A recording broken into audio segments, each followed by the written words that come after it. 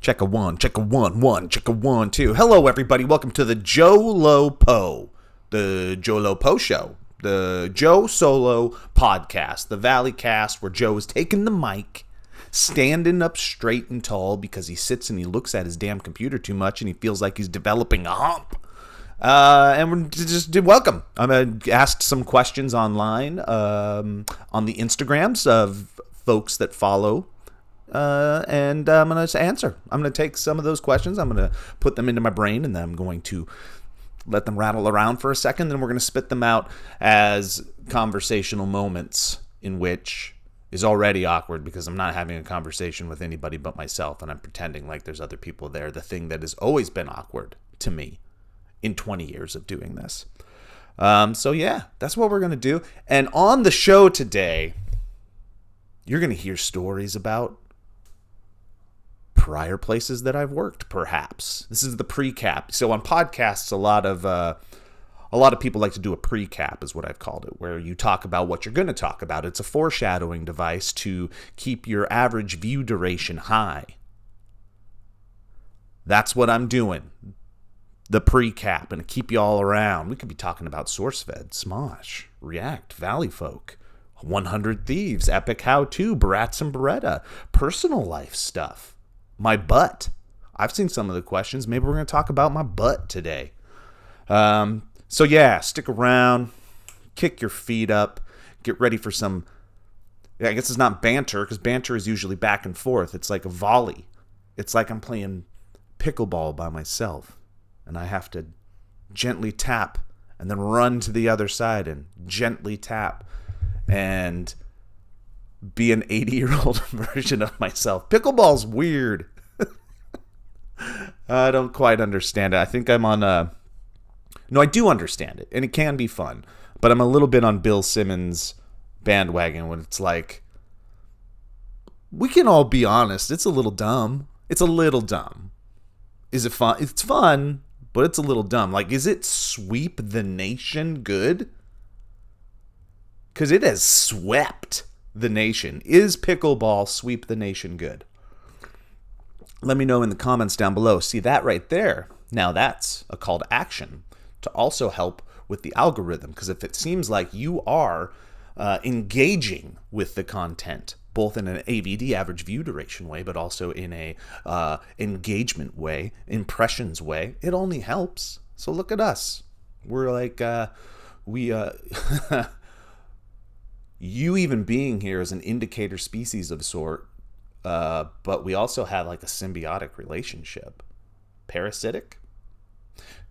It's like I'm a shark and you're like the thing's sucking on me, cleaning it. Nope, that's not what it's like. All right, let's answer some questions. As casually and honestly and authentically as possible. Let's find a good one to start with, though. So how are you guys doing? Let me know in the comments down below. What's a good one to start with? What is your favorite game show that you have not led? So I guess this is a question that harkens back to the fact that I've made some what I would consider fun game shows and ones that I would watch in my time on the internet, including Trivia Bidet, one of my favorites, including Movie Game, one of my favorites. You posted that over at Smosh is another one that I made back in the day that I'm super proud of, super fun. What is the favorite game show that I've not led?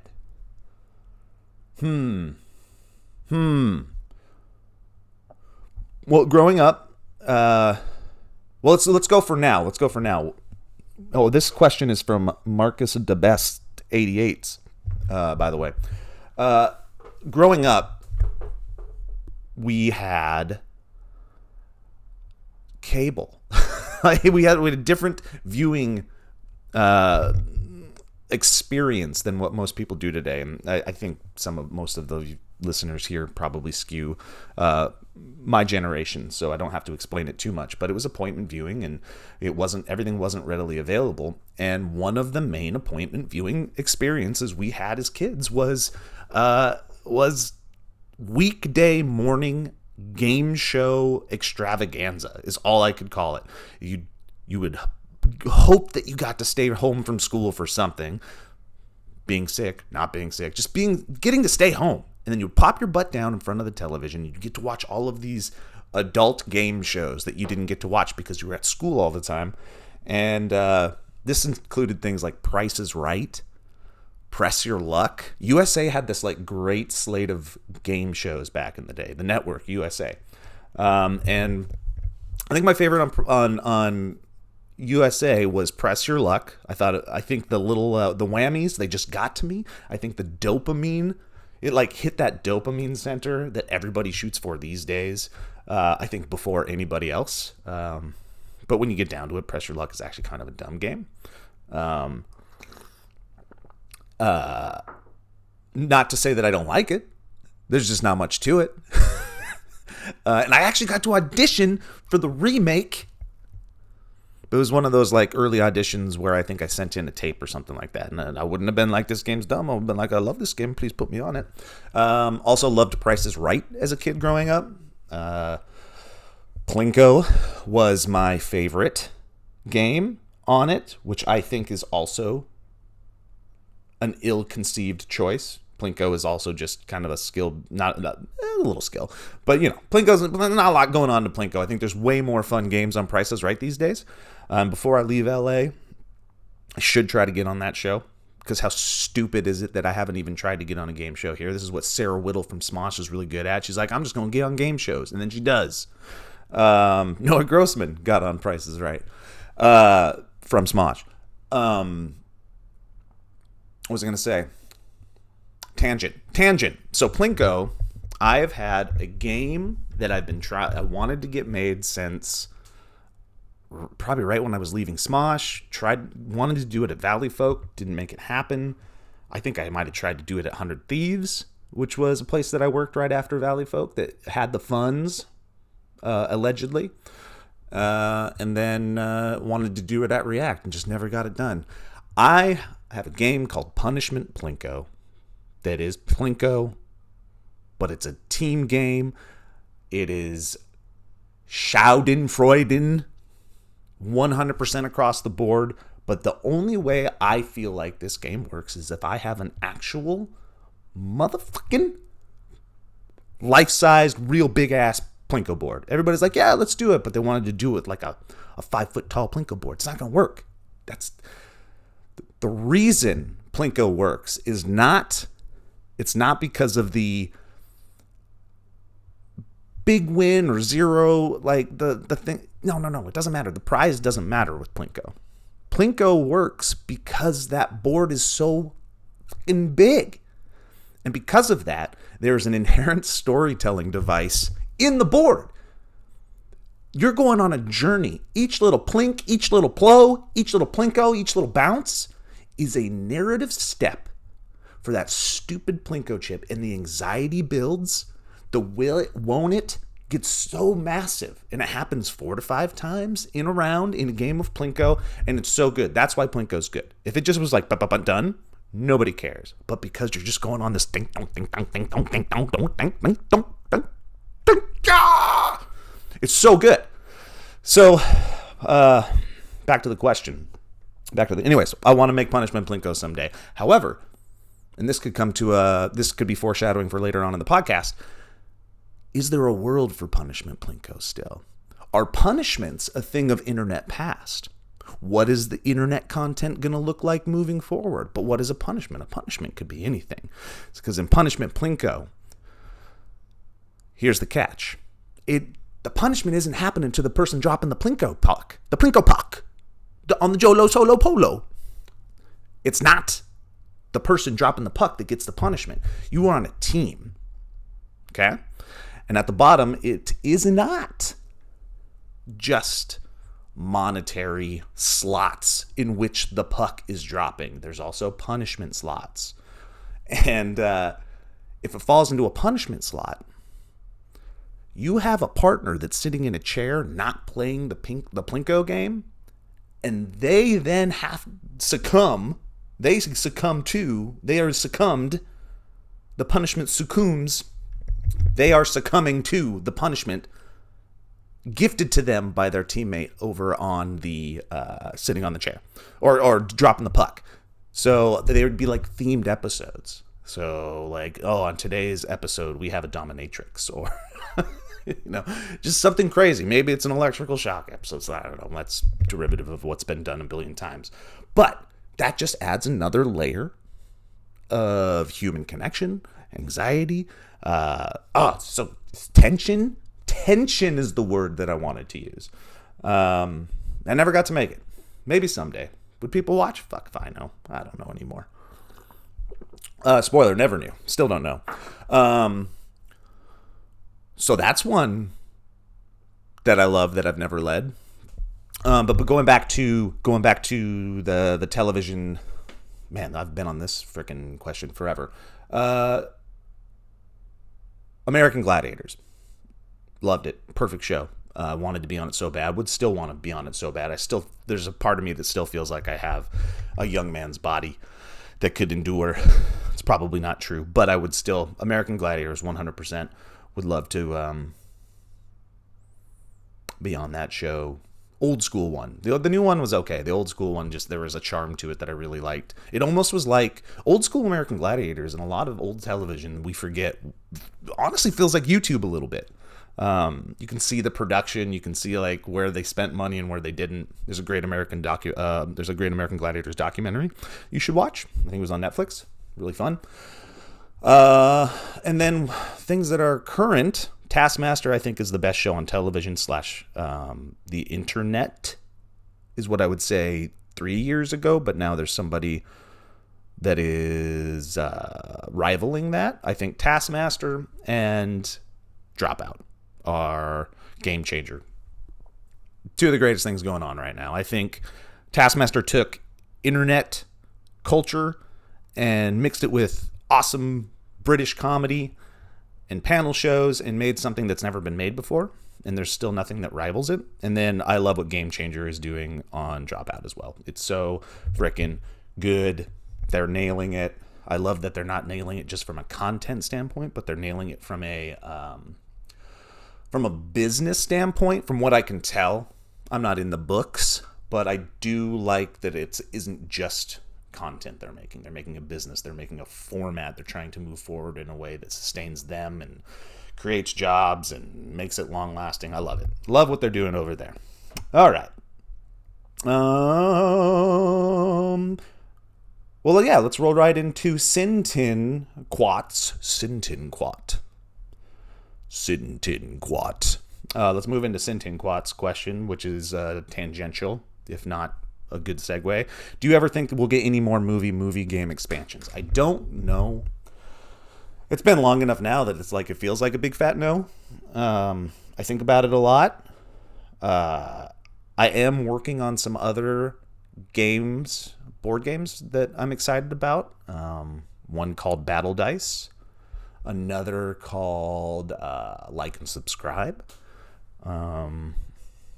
I guess where I'm at with these is that I tend to fall into traps of self-doubt and fear of failure. So hopefully they get out of that purgatory someday.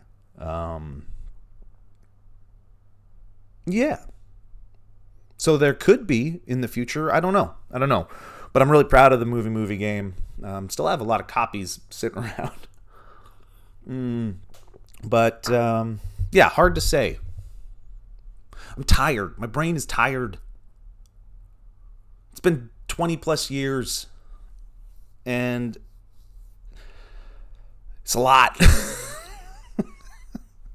I gotta work. I gotta go to work, So maybe.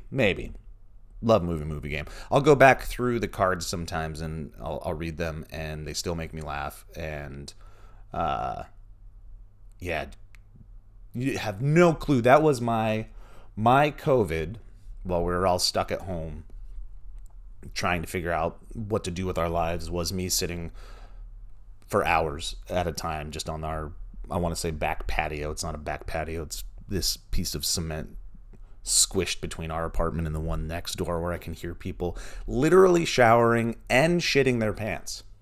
That was my show yesterday. I was treated to a one-man band. One-man ass band. And he had no clue that he was reverberating through the apartment alleyway. It was crazy. Anyways, that was my COVID. Just creating prompts for that game. So if there's another pandemic, we might get some more. Let's see here. What else did we ask? Moving on. Okay, so I got a lot of questions about what was your favorite blank part about whatever thing that I've worked at the past. So I'm going to try and rattle through them off the top of the dome. We're going to kick this off from, wait, did I say it? Yeah, Sinquat. That's who his name is. J1 Air. J1 Air.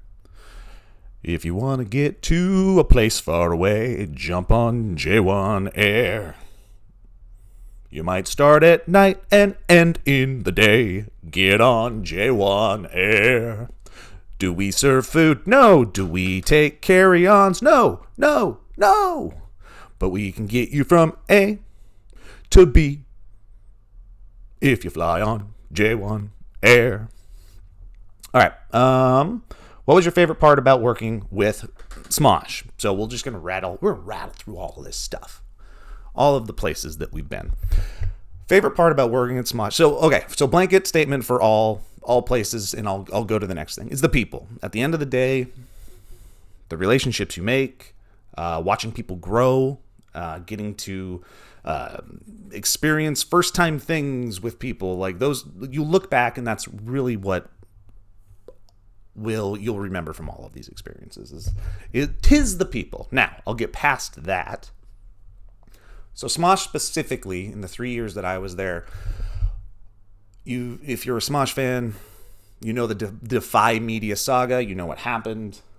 Money ran out. The way they handled the collapse of the company was far from good. It was a massive debacle. And the thing about that, though, is that they didn't handle their finances great. But while you were there, in the lead up to the collapse, it was like Willy Wonka's content factory. We could do whatever we wanted. Like, we made so much cool shit. And it was like, oh, you have a dream? You have this really big idea that you want to do? And this was specifically at Smosh. I don't know about the rest of the company. But at Smosh, we got to do a lot of really, really cool things. We made a lot of big programming choices. And it was a wonderful time to create. It was a wonderful time to experiment from Smosh Live. And a lot of them wasn't just like, we're throwing money. They had a lot of really talented people helping bring in brand deals. And a lot of the reason we got to do things was because of stuff like that. So while the infrastructure of the place ended up collapsing in and of itself, that's a leadership thing. There still was a lot of really hard working people doing very, very amazing things. So that shouldn't be overlooked at all. But anyways, like Smosh Live, massive. Nothing like that had ever been done. So cool. Smosh Winter and Summer Games, incredible programming achievements. We were doing month-long programming blocks on multiple channels that we would shoot in 4 days on location. And the whole reason was it wasn't even content first. It was bonding. We wanted a bonding experience for everybody on the cast to come together and just do something cool. And then we got to make content out of it on the side. So that was the best part about working at Smosh was just getting to do a variety of cool things. Was all of it great? No, because that's impossible. But we still did a lot of cool things. And proud of a lot of it. So that was the best part of Smosh. Let's see. Best part of React, which I recently exited, was I think this was the job that I officially fell into, kind of like a mentorship role. I was still in the trenches with everybody. I was creative director of the channel, but I was writing, editing, hosting. Like I was doing the same amount as everybody else. We were on a level playing field. But I felt like this was one of the first opportunities where I think most of my value for being part of the company was helping these hosts, helping these reactors become better performers, become better creators, give them as much tutelage as I could, while also learning from all of them. They're all different people, and they all had different strengths, and being able to, take those puzzle pieces and find ways to put them together in glorious content ways was amazing. And then learning how to get the best out of 50, 60 different reactors that would come in and be part of the programming was, yeah. So I suppose the mentorship, it made me feel like I kind of had a place to be after being here in the YouTube space for 20 years. So that was one of the best parts of React, and the people. At 100 Thieves, that was a very different experience for me. Being part of an esports first organization that was also doing content in a weird, I don't want to say MCN sort of way, but 100 Thieves was very different for me. It wasn't there that long. However, what I did get good at, and my favorite part about that was I feel like I really sharpened my I guess brand deal knife. That's the wrong word. But they would get a lot of people coming in for branded videos and stuff like that. And what I found that I had a strength in, and this was a direction I was going to go until I started at React, or I was going to try and go, is that I just became I feel like I'm a pretty good liaison between sales and content. Like I know how to speak to the brand representatives. I know how to speak to the people making the content, and I know that there's a bridge that needs to be a gap there where a bridge needs to be built, and I got pretty good at that, I feel like. And I felt pretty proud about the work that I was able to do, making everybody feel heard in that relationship, which is problematic at best half of the time when it comes to the world of content and people trying to talk to their clients as human beings and make them feel like what they're getting what they paid for, but while also making them feel comfortable with allowing the content creators to create content. You hired them for a reason. Let's let them do their thing, and I'll make sure that the things that you need we're at least trying. And that was my favorite part about it. What else do we got? 23 minutes in. We're done. Barats and Bereta. We were at the forefront of it all. We didn't know it. We were just creating things that made us laugh. And that was exciting. And you're young, and we didn't know what was happening. There's a lot going on when Barats and Bereta was taking off. We were getting our opportunities at the same time. I was having a baby and figuring that out. That was wild. That was a wild time. But we got to do a lot of cool things. Being at the start of a content cultural revolution without knowing it, looking back, is a wild thing to consider and contemplate.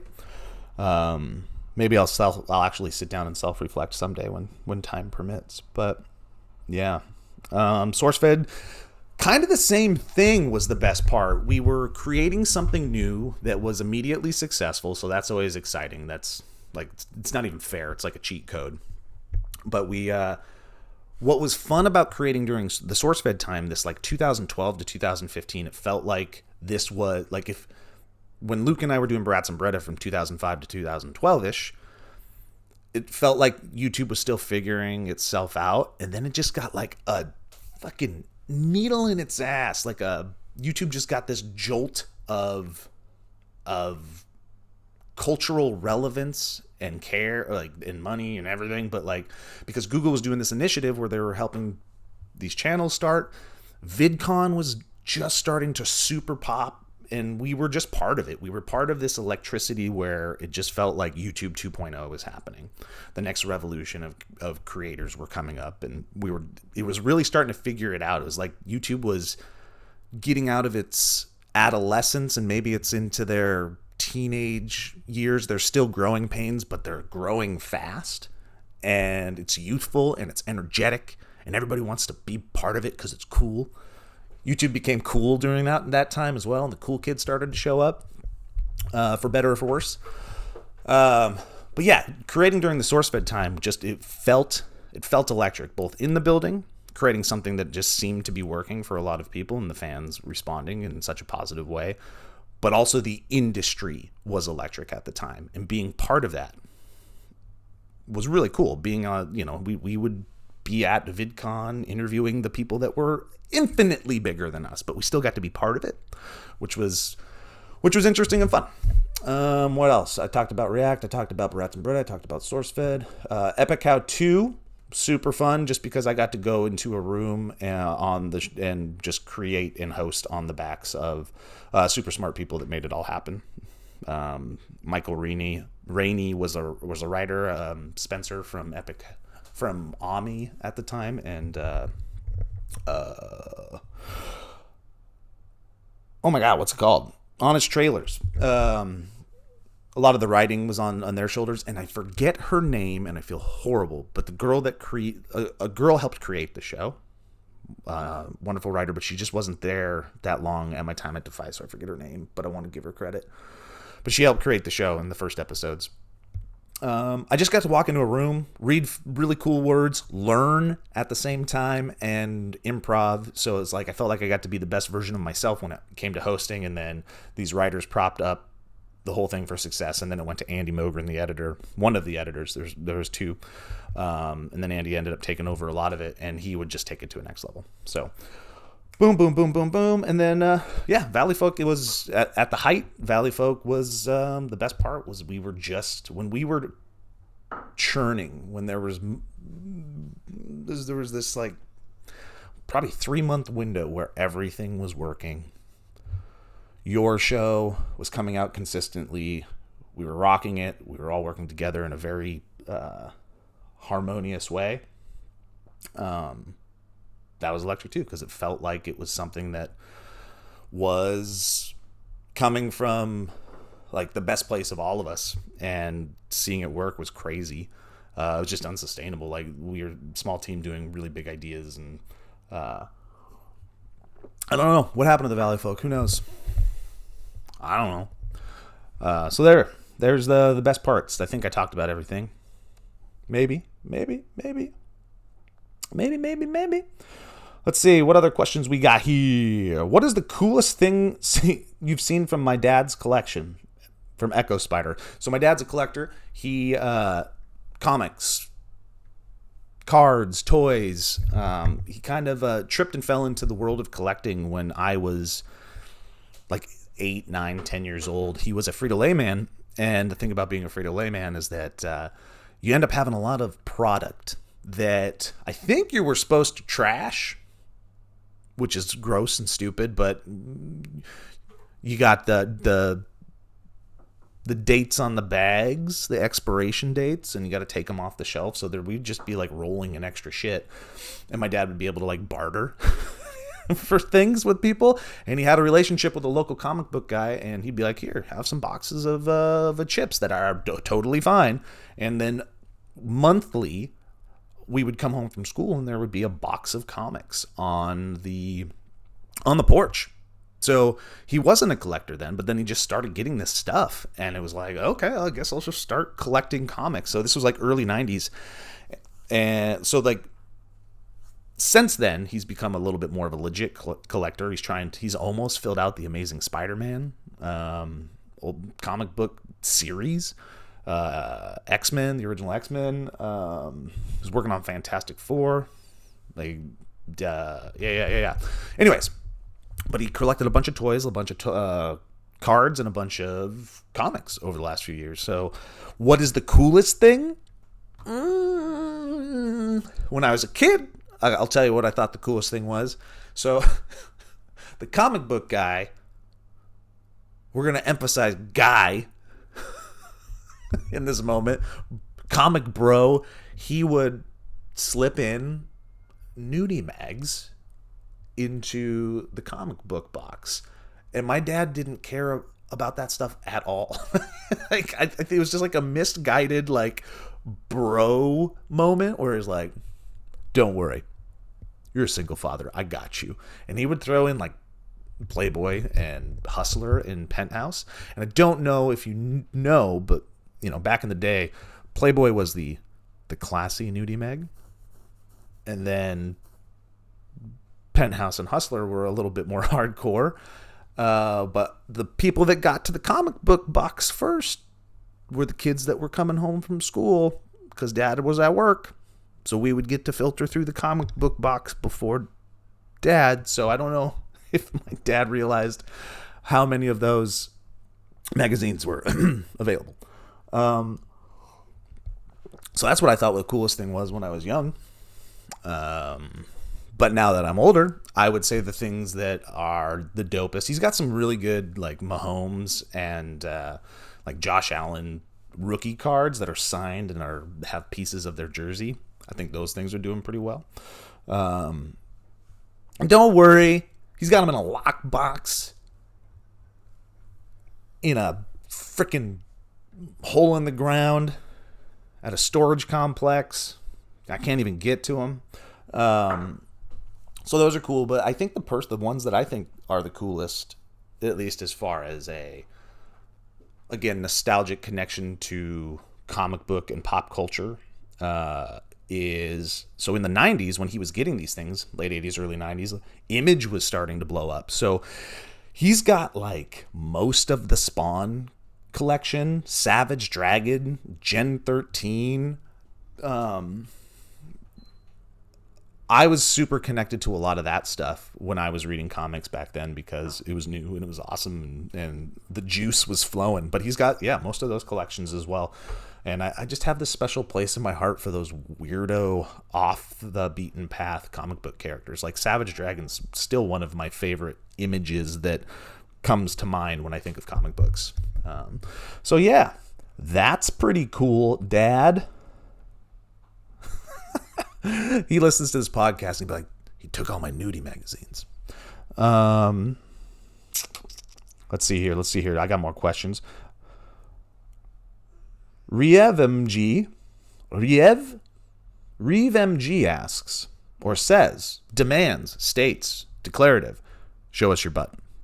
And I'm not going to do that because this is a podcast anyways, and most of you are just listening, so I am not going to do that. But I am going to invite you all to close your eyes. Take a deep breath. Count to 10. 1, 2, 3, 4, 5, 6, 7, 8, 9, 10. And I'll invite you all to imagine my butt. Now, take a pair of jeans in your mind's eye. They're empty right now. They're flat. They're jeansy. Now, I want you to slowly pull those jeans up over a pair of very pale, somewhat hairy stems. Human leg posts. Pull them up over the booty. It's not hard. Those flat jeans now are filled with flat butt. Now imagine flat, white, pasty, definitely hairy butt, filling said jeans, not giving it too much plumpness. However, give it a little flick. Give that little booty cheek a flick. It's hard. That's a hard butt. It's mostly bone. That's bone. You have a hard, bony butt. A hard, bony, hairy, pale butt. A hard, bony, hairy, pale butt. You're welcome. And we're back. Thank you for going on that journey with me. I hope you took some ayahuasca before you did it, or at least some scrooms.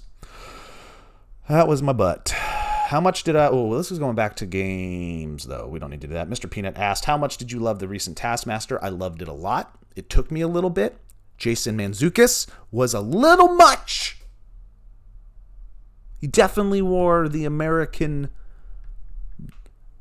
stereotypes real well on that show, but I did warm up to him by the end. I do like him. I do like him a lot. I love his comedy and I love his voice, but boy, did it stand out as American on that show. And I think it was probably a little grating for a lot of people, but by the end of it, I think they all warmed up to him. I loved that. Everybody on this series, because they don't call it a season, they call it a series, was awesome. The previous series, I was like, oh no, is Taskmaster done? Because it wasn't the strongest. But this one was really, really fun. So I enjoyed it a lot. This was good. Still think it's the best show on television. Is there content you wish was popular online still? From Psycho Remix. Is there content that I think... So here's the thing. Like, I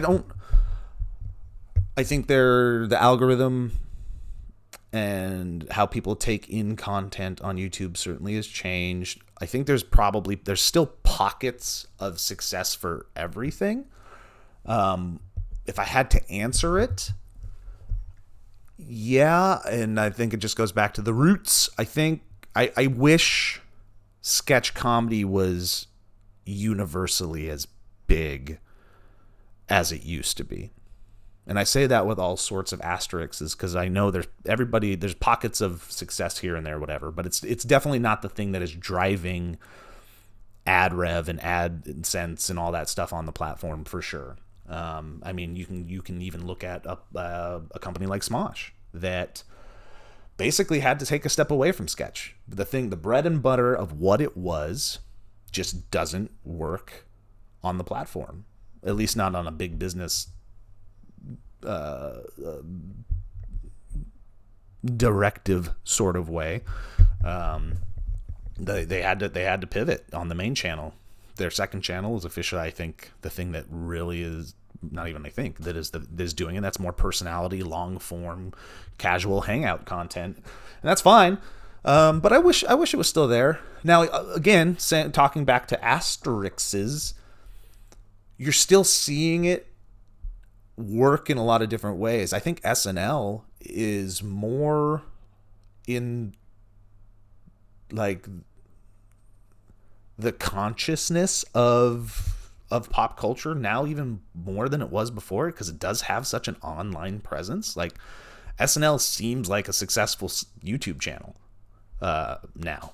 TV first, YouTube second, TV. So there's still, like, I think love for it. There's still the Key and Peele's, like those sketches still do very well. It's like, but I don't think people are getting onto YouTube and rocking sketches, but that's just YouTube. I know there are some people on Instagram, there's some people on TikTok doing it, but I just don't think it's I don't think it's the first, second, third, fourth, fifth, sixth, or seventh thing that people think about when they're like, I'm going to start a content channel. So I think I miss the prevalence of sketch comedy being near the top of the charts. Is that a good answer? That's an answer. All right, let's see what else we got here. Which studio has had the best food spread? Now, when you say studio, Marcus de Best 88. Wait, did I already answer one of yours? Here, how about this? I won't say the best. I'll say the worst. React had the best. React had some good snackies in the rooms. It had good everyday snackies, but React also was rocking people versus food on the side, and they would just create a smorgasbord every shoot for the reactors, but then there'd be stuff left over. So React probably had the best. Smosh and Defy, second best for sure. The money was there, so the snackies were good. Also, Ryan Todd, the director at the time, he would also bring a great spread to the shoots, good lunches. It was great. It was good. I don't think SourceFed had anything, if I remember correctly. We would have to walk to Subway for our $5 footlongs every day. There might have been coffee eventually there. I don't think there was any sort of spread at SourceFed. Valleyfolk, just as bad. Elliot was sometimes in charge of just ordering some Amazon snackies, and my God. What would show up was some of the funniest shit that you'd ever see. It would be like We'd order like once a month, and we'd get enough food for a week, if that. So bad, like comedically bad. We should have had a snack cam at the office. 100 Thieves, they had the money that their spread was pretty good too. Yeah, good spread there. Good spread. All right. Do I miss making sketches? We already kind of answered that. Well, I miss them being prevalent. Do I miss right now, I guess, basically performing and making sketches and doing things? And I would say, yeah, I go through ups and downs of, I mean, you've seen it in my work history. I'll go like, okay, I'm going to do a job where I'm on camera, and then I'm going to do a job where I feel like nobody wants to see it anymore, and I should probably just go behind the scenes. I think I'm missing it a little, perhaps. It's just we're at a time in life where it's like you got to take care of people. So, and I'm getting older, so it's like, where's the extra juice at the end of the day to do that type of stuff? And I would say the juice is running low. Do I kind of miss it? Yeah. Okay. What was the most enjoyable or taxing aspect of working in the SourceFed office? From Ekul, EXKUL. What was the most taxing and what was the most enjoyable? I already kind of talked about the enjoyable. The enjoyable part was, again, being part of this like electric thing that was just working at the time. It was experimental. It was fun. It was new. It was different. We're laughing a lot, making a lot of cool stuff together, seeing success while doing it. That was probably the most enjoyable. Paired with side dish, immediacy. And this is a poison that I deal with as well still. I think I've talked about this before. It's part of the YouTube poison. But the immediacy, we would, also taxing, we would get up at 5 a.m. to get there by 6 to make sure that we were going through the daily news and then shitting out scripts, running directly to the frickin' shooting room.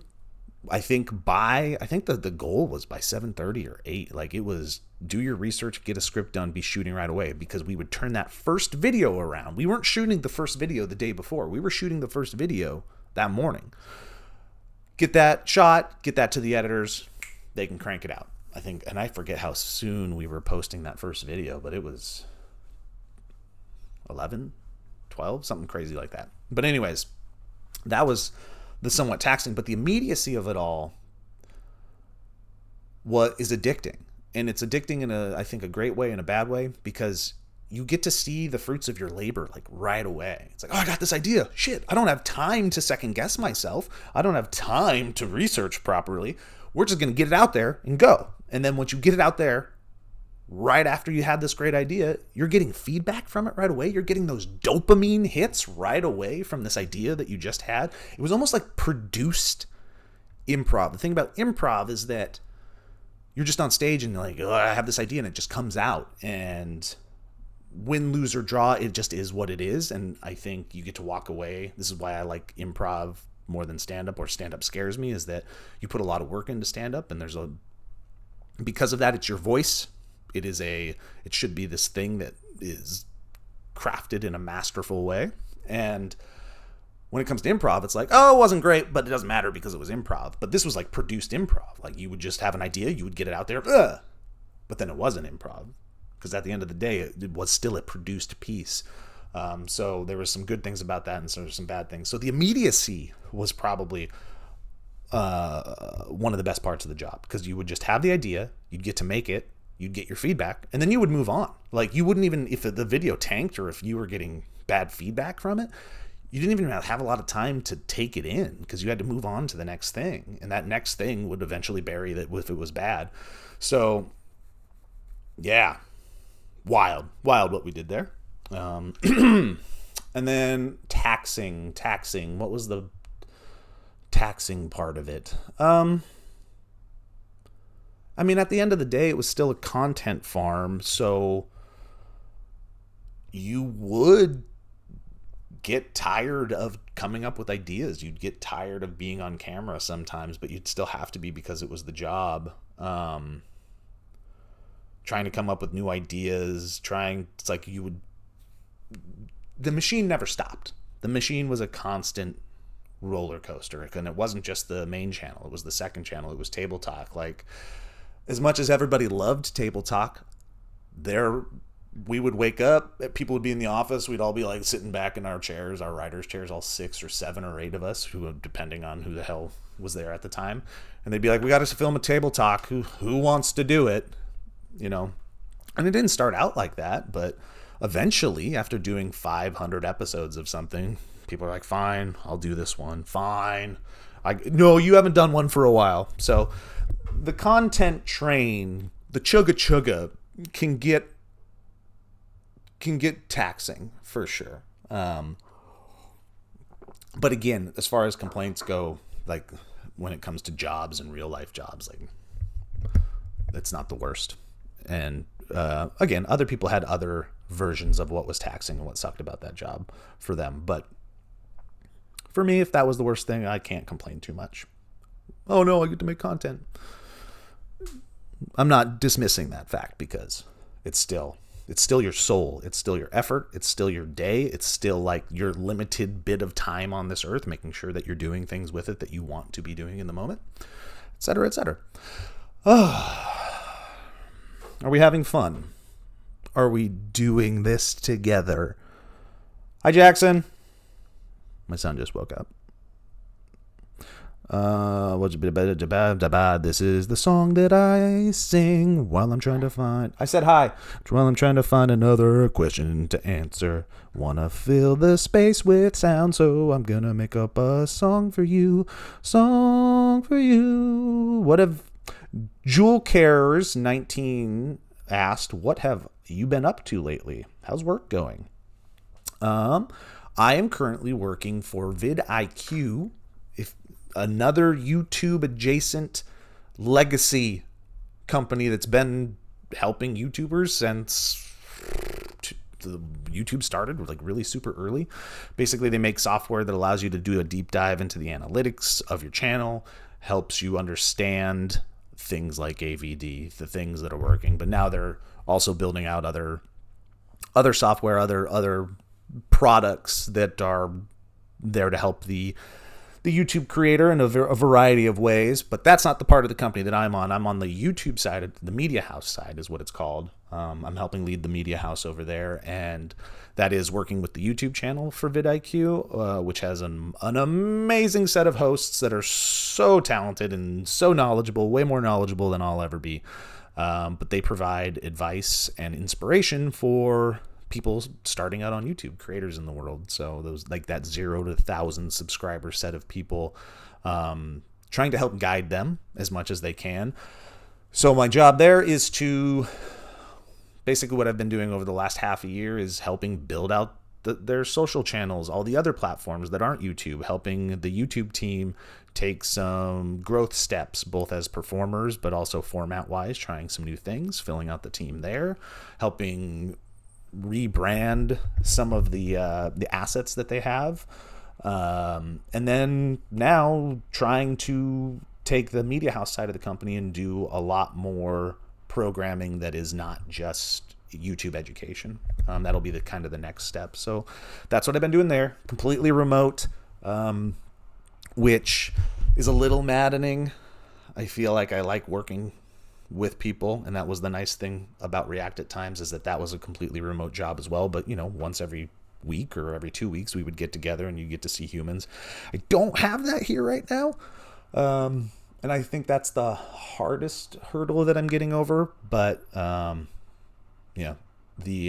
think the mantra of the company, I truly think they really care about creators, and they care about trying to help grow them to the next level. And it's easy to work for somebody in a place that truly believes that. And Rob Wilson and Dan and Jen and John and Travis, these are some of the talent on camera, working alongside them and this amazing behind the scenes team of editors and writers. It's really cool. Watching them try to challenge themselves constantly is a joy, and that's what I'm doing right now. as far as a job goes.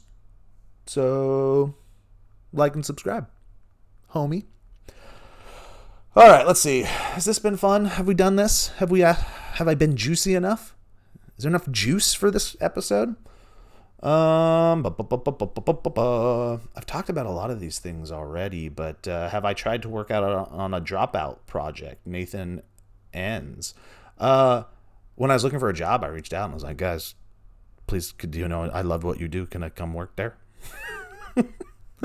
I don't think they were hiring at the time.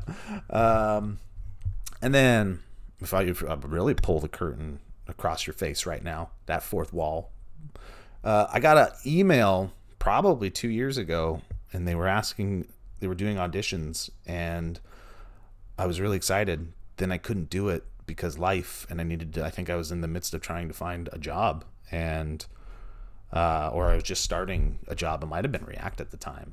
So I was like, I don't think I can go do content right now, but maybe someday, maybe when I get my courage back, when I get my swag back, when I have time, it might, and if they want me, I would give it a go. I'd go try to be funny, but man, I don't know if the skills are up to par. The people on Dropout are so funny and so fast that they make me want to hide in a hole and never try again. They're so good. They're so good. God, they're so good.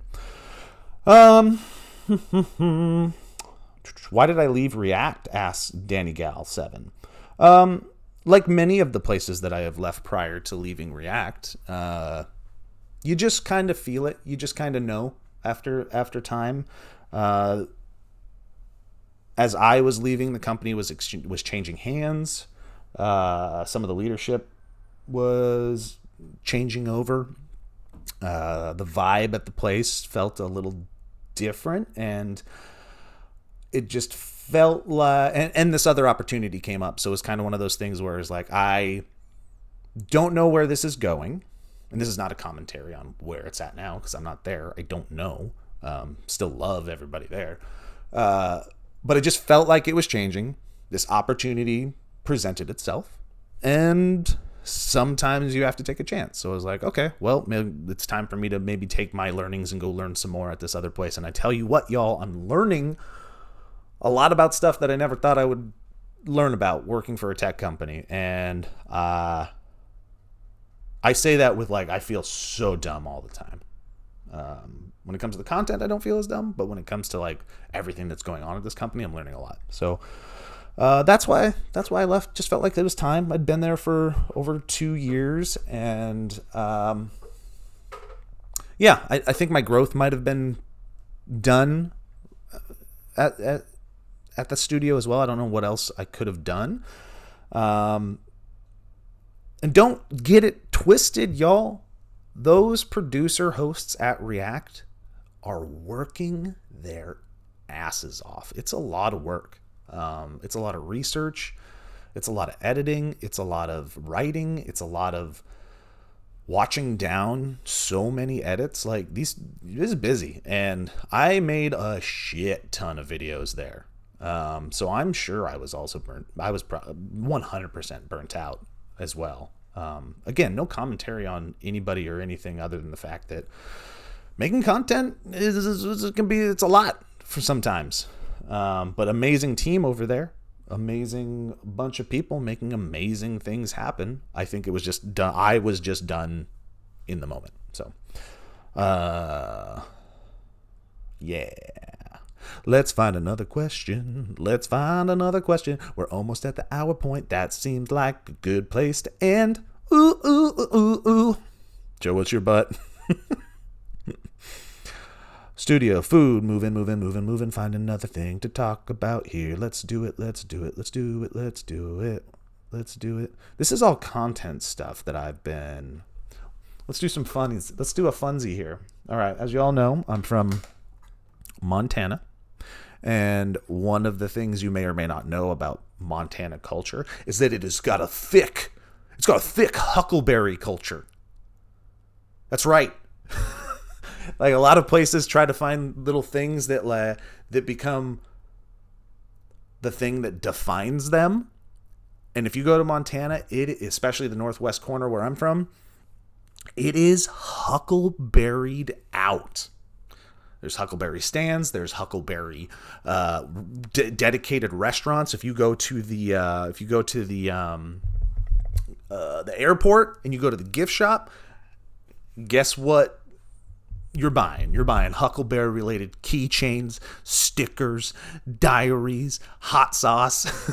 It's huckleberry culture. So, I got a question from Ashley Ann asking, what is your favorite huckleberry treat?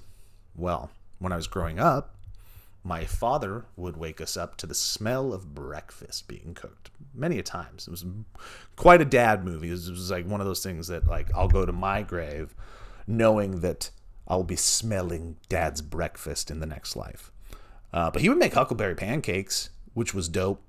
He just make some normal pancakes, and as they're frying, they still doughy on the skillet, you throw in some huckleberries. Boom. Those are really good. Now, was that my favorite? Nay. My favorite huckleberry treat isn't pie, is not taffy, even though the taffy's really good. A huckleberry milkshake at the county fair was one of the best things ever. When we were younger, August was really hot. It was the hot month in Montana. Now there's like fucking 10 hot months and everything's on fire. We're fine. Everything's fine. But you go to the fair, it'd be dusty, it'd be hot, you'd be parched, and you'd go to this one stand that was off of the beaten path, away from the zipper, away from the super loop, away from the tilt-a-whirl. And there'd be a line. In that line, if you endured it and got to the end of it, or the front of it, you would start at the end, you'd get to the front, you would get a huckleberry milkshake, and it was one of the best things. Best things on the planet. So good. Huckleberries, for those that you do or do not know, are, I would say, blueberry adjacent. I would say better than. But they're special because they're still only in the wild. They have not been domesticated. You have to take a freaking one of those white 5-gallon buckets and you have to go trounce through the freaking foliage. Avoid grizzly bears, because they love them too. And go huckleberry picking. That's how you get your huckleberries. Huckleberry coffee, also good. So that's my favorite huckleberry tweet. Huckleberry. And I'm going to scroll back one more time. Let's find...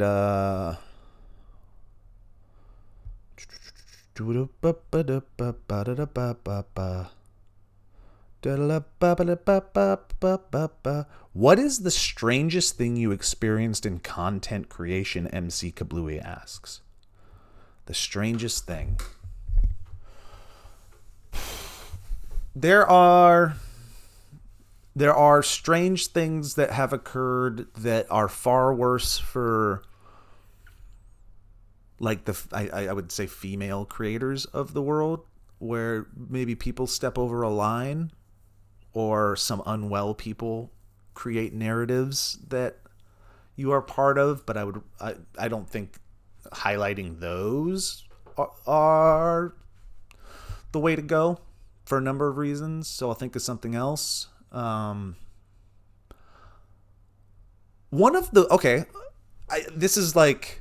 is I think a good but also strange thing that happened back in the day. Barats and Bereta, we got to do something called Scott and Xander's Crazy Night, which was like it was a pilot for something that could have been a show, but also could have been a movie. Doesn't matter. But we got to be the leads in it. And we got to work with Tony Danza, which is, when you look back on it, is just strange. Because it wasn't just Tony Danza who had officially hit like that icon status in Hollywood, where he was like a meme before memes. He was just like, Tony Danza. He's Tony Danza. Wasn't exactly working at the time. I think his celebrity had come and gone, but his icon status is kind of one of those forever things, especially like 20 years past Who's the Boss. You know, it's just kind of in that fun nostalgic era. But he played Tony Danza in it. And the whole premise of the show was getting Tony Danza's phone back. And we got to work with Tony Danza playing Tony Danza And then we sat in a car singing Hold Me Closer, Tony Danza, with Tony Danza playing Tony Danza. That's weird. That's so weird. Memorable as hell. But like, that's strange. That's weird. And the weirder part is that we were the leads in this thing. And that went nowhere. Obviously, us as leads, us as actors in any way, shape, or form.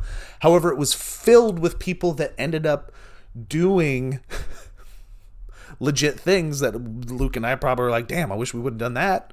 For Adam Devine and, oh my God, I forget the other guy's name. The long-haired guy, the Workaholics, they were in it. They had a small little cameo where like they were the cameo working with us. They go on to like make Workaholics and blow up and be massive voices in Hollywood comedy. Tony Danza, Matt Walsh from UCB was in it. There's other people, other big names like who went on and had awesome, legit careers. Like, this is just strange, just weird, strange singing Tony Danza with Tony Danza. But we don't own it. We don't like, that's not our pilot. Otherwise we probably would have thrown it out to the world. Yeah, that was a strange, that's strange. There's probably other strange things that I'm not thinking of, but yeah, Hold Me Closer, Tony Danza, singing it with Tony Danza has to go down as one of the weirdest things that's ever happened to me. Yeah, there's other stuff, I'm sure. That's crazy. Okay, I'm just gonna blast through these real quick and then we'll end. Let's see. Let's go all the way back to the beginning and see. Okay. Big Berries and Cream asks, would you chew Wonka's 3-course gum if given the chance? Would I? No. It's almost a yes. The curiosity factor almost gets me there, plus the enjoyment factor. Those first 2 courses, oh my good Lord, it sounded like it was the best thing that's ever been munched in somebody's munch hole. It sounded great. However, the problem is the technology has not caught up to the innovation. Because clearly, in that 3rd course, you get to a point where it just becomes detrimental to your health. You're going to make it or you're not going to make it. They have to dejuicify you. And in dejuicifying you, you may not make it. Plus, we don't know if the complexion, the blue face, is blue face okay? We don't know.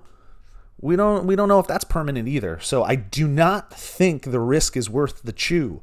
However, man, that 1st and 2nd course sounded so good. So good.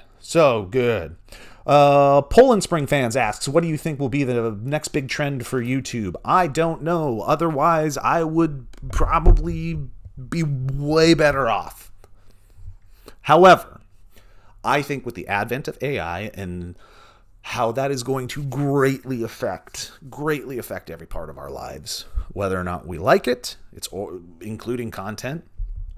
I think it all still comes back to one thing, and the thing is that AI is going to continue to kind of like separate us and put us into little AI individual holes of needing human connection. And I think YouTube and places like TikTok, places where content is king, will be where authenticity is king. I think people are going to be looking for connection. I think people are going to be looking for not just entertainment, but just bare bones, almost like back to early vlogging connection with creators and humans that feels authentic, but also feels human and feels, I think people are going to want to know that they are connecting with and being entertained by humans and human work.